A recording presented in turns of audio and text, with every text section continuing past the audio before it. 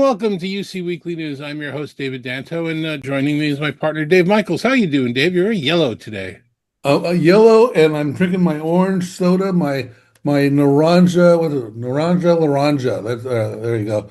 Um, so They citrus, don't have regular Coke or citrusy today. Pepsi. They don't have Coke or Pepsi Oh, in sure they do. Sure they Portugal. do. Always, Ah, always buy local. ABL. okay. So I've got InfoComm coming up in a couple of weeks, and I thought maybe we would have a quick chat about what's going on in the industry. I know I've been to a lot more of them than you have, and I think you're going to miss this year's. But we've got some interesting news already starting to cross Yeah, the. so I want to be a little clear about that because we did InfoComm together last year. I think it was in Denver last year, as I No, recall. no, last year's Orlando. What was in Denver? Oh, that was CDA. CDA, That was right? the CDA, okay. which I'm Yeah, doing again okay. this year with the AI chefs this year. That's okay. That's right. So I do enjoy InfoComm. I've been to several InfoComms, the last couple, as I recall. Uh, we did ISE earlier this year. I really like ISE. Uh, and ISE, of course, is in Barcelona, and it's got that European flavor. And some of the largest, Hmm. I'm going to say booths, but I should say stands um, in the industry. But I decided not to go to ISE excuse me, InfoComm this year, partly just because I'm trying to reduce some of my travel. It's just a little too far to keep on flying over that Atlantic. Well, you So made a very good point. I'll interrupt you just for a second. When we first started working together, that a number of the other analyst firms that we know, when they have five analysts, they send five analysts to a conference, and we just are working a little bit more intelligently, where we can like separate and cover two things at the same time. Well, I definitely agree with that second point. I don't know if that's more intelligently or not, but definitely agree with that second point. And so I'm going to take great pride in not risking my life in another flight. I mean, God, there's like not a day goes by where you don't see some sort of flight headline. But anyway, but InfoComm, the thing that I noticed about InfoComm last time we were there is it definitely is your show. I mean, it was like walking around with you. I felt like every 10 feet somebody comes up to you and says, "Hey, Dave, that's Dando," and you know everybody in that at that event. How many InfoComms have you been to? Oh, I just got back from NAB, which I had figured out was about my 49th NAB. I haven't been to InfoComm as many times, but we're definitely over 30 years, attending just about every year. I might have missed one or two, but it's been something I've been, and I participated in it a lot more than I have in the past. I participated more in it in the past, where I was presenting and creating entire conference programs and tracks, and then the leadership of InfoComm and Avixa changed, and they said thanks, but no thanks.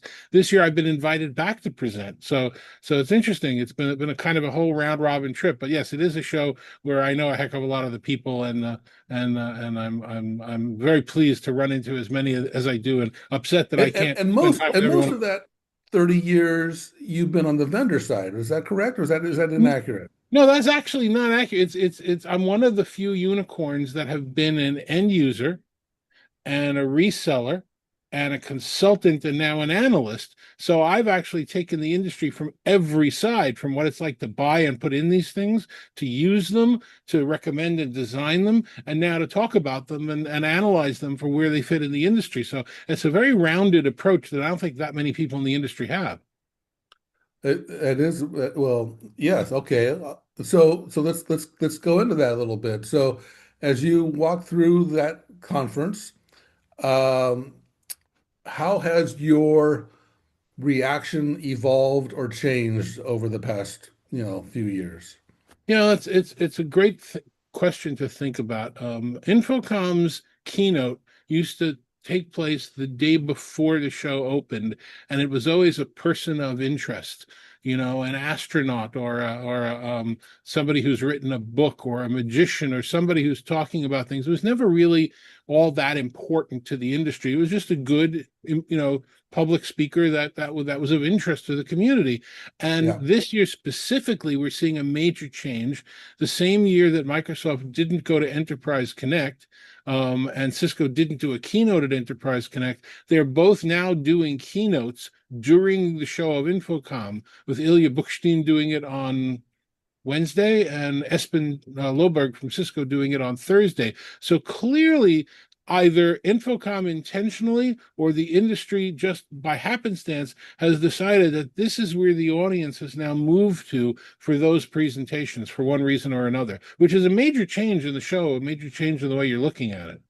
I think that's a change in general. We've got, um, I don't know how much time you spend watching YouTube, but I spend a lot of time, and I find it strange because, there's so much good content out there that and I can't, well, it's Sunday. I'm going to listen to this guy's podcast, the weekly podcast. And the fact that everyone can create a show and put out content, we don't need to hear from these celebrities anymore. What we do want to hear is from our industry leaders and, doing demos and stuff like that. So I think that's kind of a bit of a change the way we just consume stuff. Where would you catch an astronaut or something before? Now you can catch one anytime you want. So, Well, so yeah, go ahead. The key though is that I would have spent all 3 days of the show on the expo floor. I would never have gone to any of the, other than a session or two that yeah, I might have presented. I want to spend the time with the vendors. And now I have to look at it as an attendee and say, no, you know what? I got to divide my time. Some of these things I yeah. really need to hear.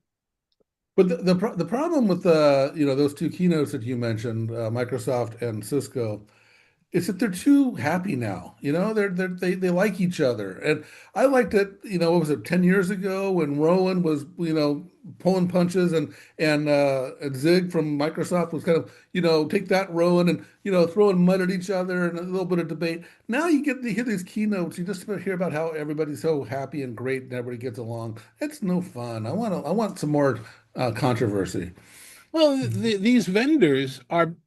This is, I actually had this discussion online recently with Ilya in the comment section of LinkedIn. If you don't read the comment section of LinkedIn, you're missing great entertainment.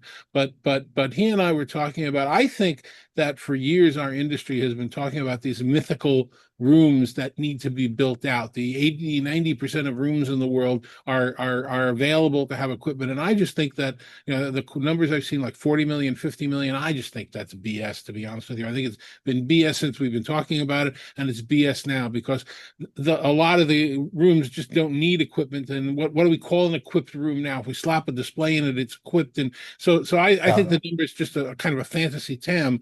But the conversation that I was having with him was, he's saying, look, I've got all these people building out all these Microsoft Teams rooms now. It's still going gangbusters. And is it, yes, Microsoft and Cisco are friends, but what gear is being put in? Is Cisco gear being put in? Is Neat gear being put in? Is Logitech gear being put in? So while they all might be one big happy family around Teams or Zoom, they're fighting for market share where the growth is in takeaway. It's not so much in new builds anymore, in my opinion, anyway. I want to challenge you on your first assertion there about the TAM and the build out of all these rooms. I Okay. think that the build out of all these rooms is true. The TAM is what's not the is the point of contention, because it wasn't long ago where rooms had nothing, right? It had a projector that you could plug into your laptop maybe and share some slides with people in the room, and it had a whiteboard or some sort of Flip easel. chart. Yeah, Yeah, and a yeah, phone. yeah, and a speakerphone. That's right. And so now almost every room does have a minimal USB type of setup, maybe a $200 TV from Best Buy and a HDMI cord hanging out of it, or USB ideally hanging out of it, and a better speaker saucer. But those things together, maybe you hit $300. And so the TAM isn't quite there. But I think the idea of the video-enabled room is pretty much universal at this point. It's rare to walk into any kind of meeting room with more than two chairs that doesn't have at least some gear in there. Well, here's where that history we were talking about really comes into play. I remember having conversations as an end user when Polycom flew me down to Austin, about how the voice station, the sound station, excuse me, phone, they were about $1,200 each. And I was saying we just can't afford to scale that many of those phones around the company. And that's when they built the voice station, which was kind of like a squeezed humpback version of it that they could sell for like 800 or $700. We could finally get Yeah. under $1,000 price point, and we could scale it a little bit as a financial services company, where we have like Yeah. 4 rooms on every floor and 40 floors in the building. The device that GN Jabra just announced, it's public at this point now that they've got a Panicast 30, a small huddle room device. They're talking about a video peripheral, so speaker, microphone, HDMI hookup, just not the display, for under $1,000 for the cost of what we used to spend for a smaller phone. So there really isn't Yeah. an excuse not to have these in rooms, but how many equipped rooms there are when equipped rooms were 50, 60, $70,000 and a Crestron touch panel and switching gear and it's a completely different world now. It really is, and that's kind of why the TAM may not have been right because we were multiplying all these rooms times $20,000, and Exactly. we got to multiply all these rooms times a couple of hundred, so in that sense, Infocom's over. It's done. There's no reason to go because it's just everything there is at Best Buy, and there's nothing really to see. Well, that I would debate. I was expecting you to. Come Yeah. on, come on. Well, as you and I both pointed out, most of the conferences we go to now, while they have some display of technology, it's really and foremost about the networking, about speaking to other peers, what's going on in the industry, what are you hearing, what are you seeing? It's about those hugs of those people who stop me in the hall and what's the latest, what have you heard, and what's happening, the evening events, the presentations, the whisper suites, whisper suites for stuff that we think is outstanding and for stuff that we think is this dog's not going to hunt. But it's for that. I don't think you're supposed to call them whisper suites after COVID. I think that whole thing went away. It did. Nobody's whispering anymore. Well, private NDA. In the old days, Tandberg used to have to give you an NDA to see the NDA. That was the joke we used to make, and they hide the room down in the corner somewhere. But I think it's important to see what the innovations are and what the trends are at a show. I can speak to. Thank God, I have good relationships with most of the vendors in the industry, if not all of them, and I can send an email, pick up a phone, do a video call like this, and we can chat with them and say, what's your opinion? What's the latest? What's going on? We tend to be on top of those things, but it's you don't really understand what's happening. You really want to take it all in. What's the common denominator amongst 20 booths or 30 booths? What's the common denominator amongst the top 5 or top 10 people in the industry? What are they talking about? That's how we learned about MDEP. And we're not going to go into what MDEP is right now, but I certainly am going to meet with the MDEP team while I'm at InfoComm and see what their latest is. But that's how we kind of saw the tide going. I would say the same thing for inexpensive rooms. Right now, I in that same article, I came up with a and you see how unsuccessful you've been and how unsuccessful I've been in creating naming for the industry. But I came up with this idea of SACK, which is this concept of these devices that aren't BYOD, but they aren't fully equipped. BYOD, where you would stick a peripheral in a room so you'd have a camera and microphone and speakers, plug it USB in and you'd have it, but you can't really monitor or manage that from an IT standpoint. Yeah. And then the build out rooms have the codec built into the device, and they can do Teams, you can reboot them, they can do Zoom, they can do whatever they need to do, but they're expensive. We're coming up with these third middle things that are network manageable, that you can see if they're uptime, downtime. You can see if they need a firmware update, if the camera's working, if the mic's working, but they're still meant for BYOD. They're still meant to process from your notebook. And in some of the cases, like the Barco ClickShare Hub that we love, they'll do a Teams call on device. But if you need to do a Zoom call, you just pick up one of the pucks and you do the Zoom call wirelessly through the same device. So they have some onboard capabilities, but maybe not all the onboard capabilities. And I think we're seeing more and more devices like that. This new Jabra device seems like it'll be like that. That they're compact, but they have intelligence and they have chipsets. And one of the things I'm looking for, I'm not reporting this because I haven't seen it. The show hasn't started yet. One of the things that I'm looking for is what's going on with the price point of these things. Because they've been steadily going down, down, down, down, down to be around the $1,000, $1,500 price point. Is the chip shortage and the issues we're going through in the world going to start moving them up again, that the prices are going to start moving up? I know, I believe Crestron announced a price increase for some of their things, and it's inevitable that Yeah. companies are going to announce price increases, I think. Another thing that's worth noting is the longevity of these devices is increasing. And so there's kind of more of a hand-me-down thing going on. It used to be you had to throw this stuff out after a couple of years because the USB standard changed, or nobody wanted a Microsoft 360 camera anymore, or something along these lines. It just kind of went out the door.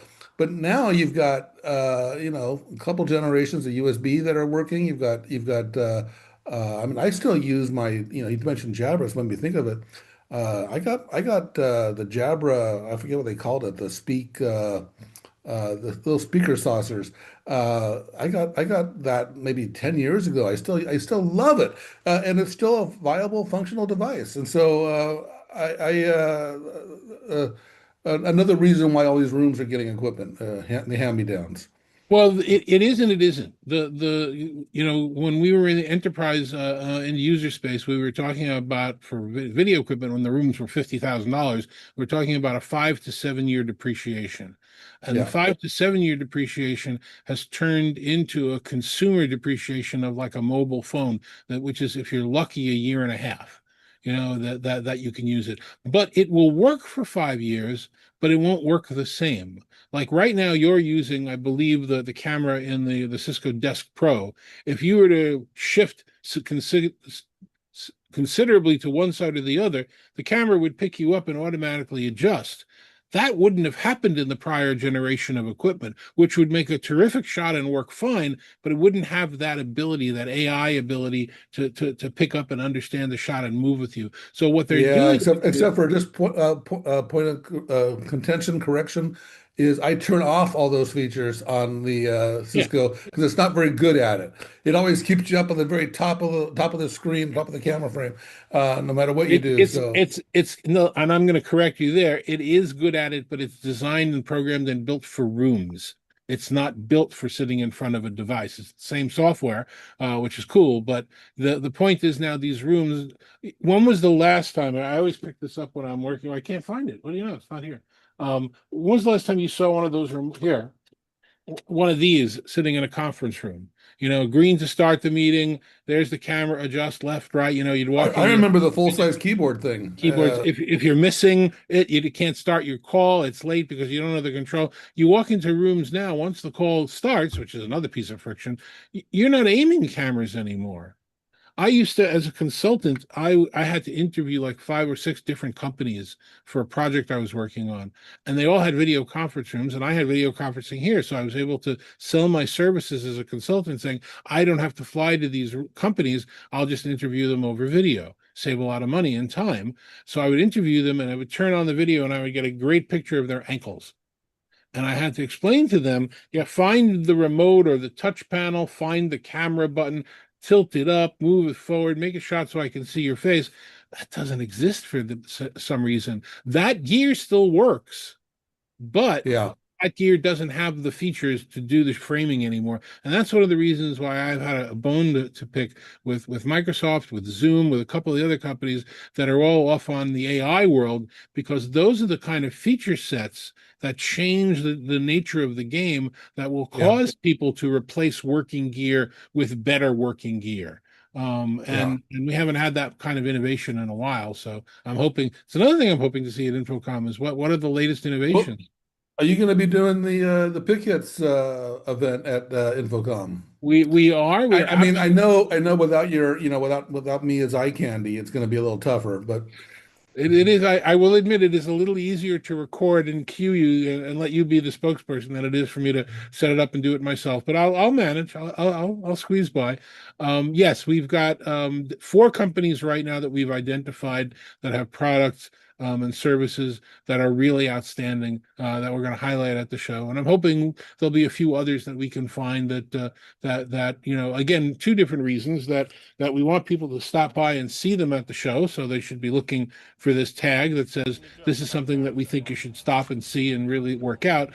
But we also want to say that these companies have participated in the showcase so that they can get their message above the noise floor. There's usually a very loud noise floor at these shows of companies saying, look at us, look at us, look at us. And this is an opportunity for organizations to participate in the showcase to get their messaging above the noise floor. Are there any, have you been briefed on any big announcements? I have been briefed on a couple.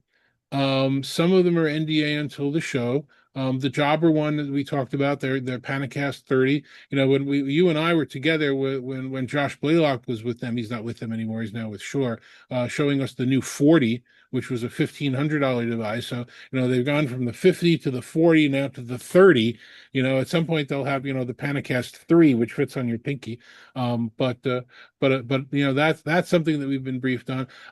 There are this is gonna poke the bear territory.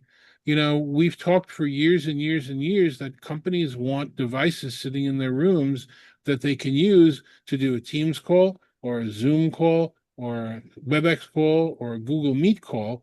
And while the various component manufacturers are now allowing that, they're not really allowing app switching, which we know works on mobile phones, and it works in labs. But business wise, Microsoft doesn't want to have anybody be able to switch to Zoom, and they'll give 20 legitimate reasons for that. I'm not going to argue that with them, but that's what everybody wants. You'd have to reboot it and change it. I'm starting to see companies working with app hubs, like with Neat Open, or with Yep. the Abacore board or some other types of boards where you can invoke the app and then all of a sudden be able to switch. So is Microsoft going to come down on them? There's been an interesting conversation between Microsoft and Mago, which is doing this online. Airtame is another one that's doing something like this. And, I could have seen 5, 10 years ago when Zoom and Teams were fighting for market share that they really wanted to prevent that. You know what? People are using what they're going to use now. There isn't that much switching that's going on anymore. Everybody wants to be able to be compatible for everything. I'd rather see them compete on features and just give up this inability to switch. And Well, they're now the new battle isn't so much the video, it's the notes. And so that's the note. people want to have that automated note taking into their work stream, you have to be able to count on it being there. And so it's like, Zoom's no, I insist they latest use my version, button. Zoom 7.0.2 was the latest a couple of weeks ago when I loaded it. When I do anything on my computer that has a microphone, like if I'm trying to dictate into an AI platform or something, or if I'm on a Teams call, a Zoom window will pop up in the corner of my screen and take the notes so that all the notes will live on Zoom. Now, frankly, personally, I don't use that right now yet, but that's going to be the battle for the It's note. not reliable enough yet, and what I mean by reliable is that it's going to be there because I've been in several, and I'll use Zoom as an example. I've been in several Zoom meetings and that I am not hosting. And I try to turn on automated note taking, and it says host is disabled, and it's just like, I thought that they had fixed that, but as long as it's not reliable, you can't if you can't depend on it, you can't work it into your workflow. And I So I think, recently reviewed a product, a wearable. There are going to be more of the wearables. Plod is one. This memo kit that I saw is another one. Where if I'm in a coffee shop meeting with you, and I want to turn on, notes for us, I don't want to take my device and dump it on the phone and have it be recording. I want to be able to, oh, Dave, you just mentioned something. Let me find the email, or let me go into some. I want to use this as my functional device. I don't want to give it up to the meeting. So the idea of having a wearable that does the recording, and then when our coffee chat is over, just linking it and it can go into anything. I think that's going to be probably more of the way people will function around these automatic notes. yeah. But you know what's kind of interesting about you mentioned earlier the keynotes. There's kind of been a separation almost. You've got Microsoft and Cisco typically talking about their latest innovations at a place like Enterprise Connect. Um, and then you had a place like InfoComm and ISE that was more focused on the devices. And it was kind of this weird thing because in fact, not all the meeting platform vendors are at InfoComm and ISE, and so it's like this. They're separating the value prop, and so I kind of like the idea that Cisco and Zoom are going to be doing keynotes there because now you've got the device vendors and the software platforms at the same time. I think I don't know if Zoom's going to be there. I hope they are, or if Google Meet's going to be there or whatever. But it'd be nice Well, to bring in that this back. case, they will all be there. I don't know who's going to be presenting what, but this is a case where to my knowledge, nobody's boycotting the show because I've seen enough invitations to after parties and heard about There things you going go. on that people will be around. But if you really want to understand what happened at InfoComm, what do you think people should do? Well, certainly follow everything you'll be posting. And subscribe to our insider report, of course. Yes. Well, Are we that still that are goes we that still goes that offering goes this? without saying. I mean, anybody who wants to know about anything, well, in our industry should be subscribing. Do we Um, still want to offer a special deal for anybody who actually watches the show and reads this and reaches out to me? No, you blew it, man. Actually, what I've been telling people lately is if the price is too high or if it's not, if you need it, whatever, to just reach out to us, and we'll see what we can do for you because I agree.